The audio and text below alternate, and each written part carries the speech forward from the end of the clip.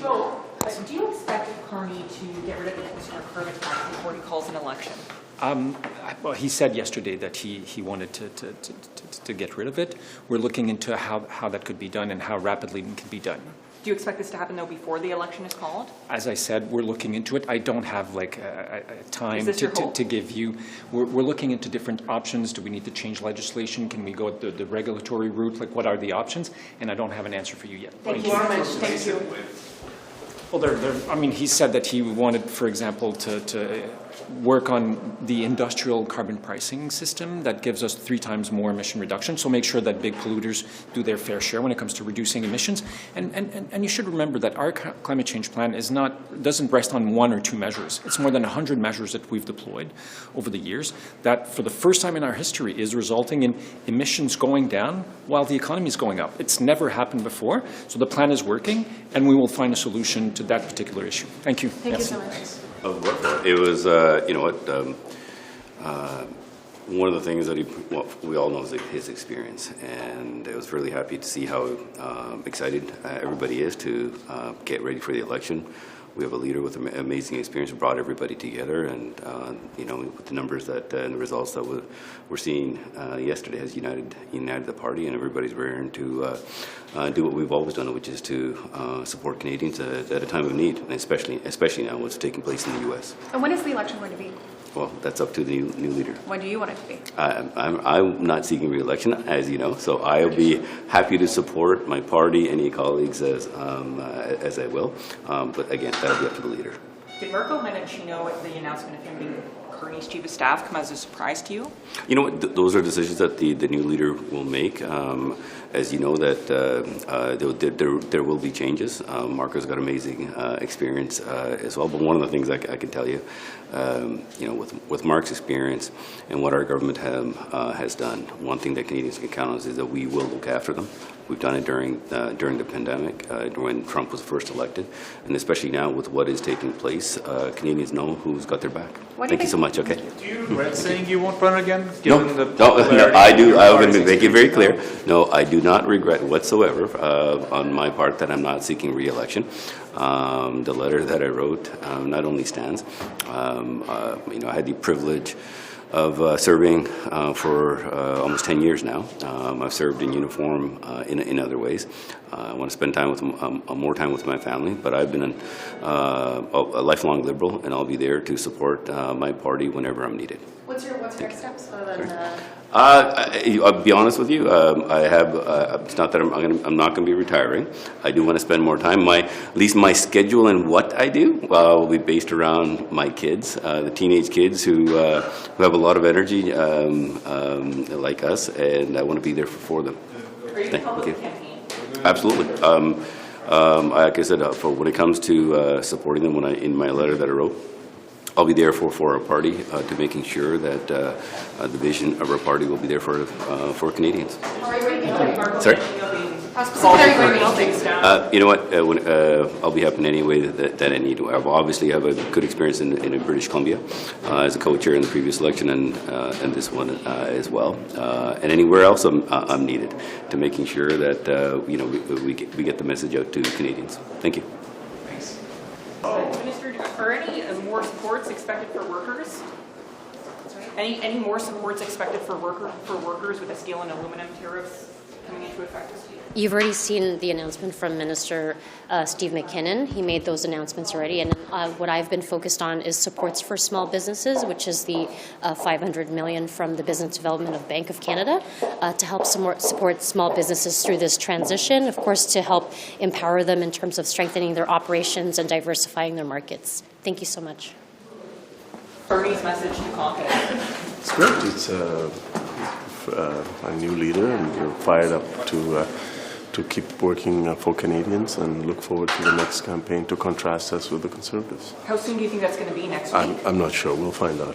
Any concerns that Mark Carney's tough words to the U.S. might provoke Donald Trump further? We have been the subject of unjustifiable tariffs, and I believe there's a consensus in Canada that when Canadians unfairly get pushed around, we push back hard. Thank you. Thanks. What did you think of Carney's caucus? What did you take away from it? It was good. It was very very good, and there's an energy, there's excitement, a lot of mixed emotions today. How confident are you that you can beat Pierre Poilievre? Very confident. Why is that?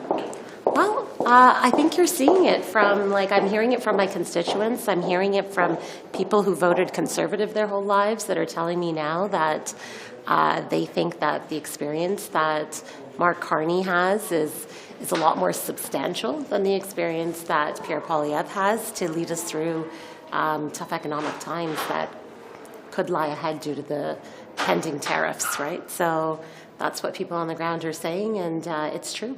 Did Carney give you a sense of how soon he wants to hit the election campaign?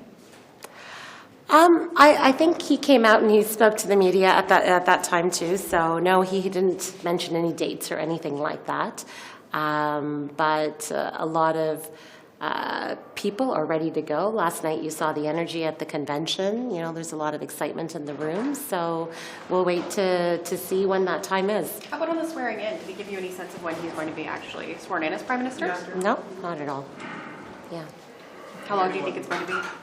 I can foresee it happening fairly soon. I mean, there was a meeting for transition today, so I think they're working out those dates. Anything about election readiness, if not from Mark Carney, then others from the party? Well, we're always preparing. We're always trying to be ready. We were in a minority government, and in a minority government, you know that you have to be ready at any time. And now there is, even more reason to be ready. Have you stood up the war room? Are there planes bought or buses? What do you, more specifically, what? The campaign is, I get a confident feeling from the party that they're fairly ready. Maybe not 100% of the way there, but almost there. Yeah. Thank you. What did you think of Carney's message to caucus? Carney's message to caucus was uplifting. Why is We that? got to fight and win the next election together. And in order to do that, we have to be unified. And everybody in the room was right there with him. So we'll be strong going forward. And it's going to be quite the force in the election. How soon do you expect this election call to come? Well, you know that that's a decision that isn't made by me or any minister. And I would expect that the key point is that we have to keep fighting the Trump tariffs and be ready for an election when it does come. And those two items may converge, but regardless, we have to stand strong for Canada and we have to fight for progressive values. And that's what we will do as a team, as a united team. And if last night showed us anything, it is that the Liberal team is united. Thank you so much. Are you ready for an election personally? Yes, I am. Have you rented your campaign office, all that kind of stuff? We have all the balls in motion and would love to see you out in Oakville. Thank you. Terrible thing. Was this the last cabinet meeting? Yes. And how do you feel leaving it? I feel terrific. I feel really terrific because I'm so proud of the work that we've done, and I certainly will not be running again. So to be able to be the longest-serving trade minister, to be there with my cabinet colleagues, to be with the Prime Minister, and reflect on the work has been really terrific, and it's been the honor of my life. And spending time with all of you, it's been the honor of my life to work with all of you and to talk to Canadians through you. So thank you all so very much for the work that you do. Thank you. No regrets about not running again? No, I'm looking forward to a next chapter, and I feel thrilled about being elected 3 times. The people in my riding are extraordinary. Serving in trade, getting a lot of things done. I hope doing it with both heart and hard work in service of Canadians every single day. So I am incredibly humbled and honored to have served the people of this country. Don't know.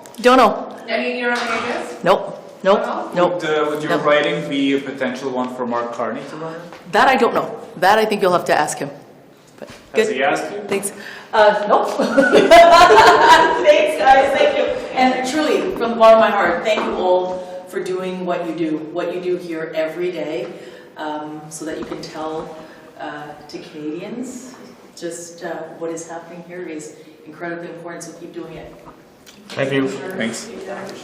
Cabinet meeting, wasn't it? Yeah, it was with this Prime Minister, for sure. How do you feel about that? What are your reflections? Well, I was thinking through some of the most amazing moments and really some of the most poignant moments that I've had with the Prime Minister, you know, from the very beginning when he visited the shelter that I ran and held people's hands and talked to people, knowing that, in fact, many people there probably wouldn't even vote, but he spent time to get to know individuals or when we went to James Smith Cree together and sat with 14 grieving families back to back to back for about 4 hours listening to the trauma of families, or even more joyful things, marching in the Montreal Pride Parade and seeing just the enthusiasm of the LGBTQ community to be so represented by having a Prime Minister celebrate with them.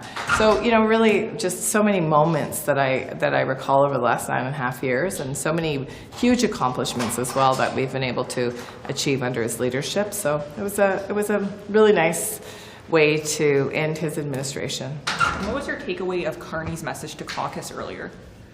Well, I think, I think he represents a different style of leadership. I think people are really excited about him. I think he brings a lot of humor, which I really appreciate. He's also a really serious leader. He's had some really significant experiences with very difficult situations, and I think that's exactly what our country needs right now. Thank you so much. Take care.